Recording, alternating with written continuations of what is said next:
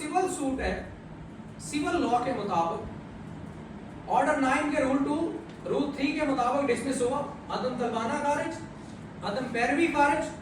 Rule 4 कहता है order 9 का कि या तो आप फ्रेश सूट ले आए उसके खिलाफ, अगर फ्रेश नहीं लाते या लिमिटेशन का कोई इशू आ गया, लिमिटेशन लॉ का कोई इशू आ गया, तो आप फिर क्या कर सकते हैं, उसी केस को रिस्टोर की एप्लीकेशन देके, रेस्टोरेशन की एप्लीकेशन देके बहाल करवा सकते हैं। इसको दरखास्त को उर्दू में हम क्या कहते हैं जी, दरखास्त बराए दावा बहाली। इंग्लिश में उसका टाइटल हमने लिखा होता है, सब्जेक्ट में क्या लिखा होता है राफेल, suit for application for the restoration of suit, यानी सूट को रिस्टोर किया जाए उसी नंबर पर, उसी पैरामीटर पर।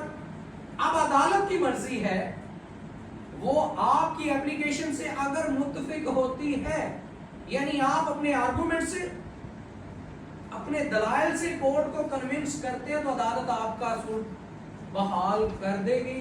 अगर आप कन्विंस नहीं कर पाते तो अदालत क्या करेगी, आपका सूट डिसमिस ही रहेगी।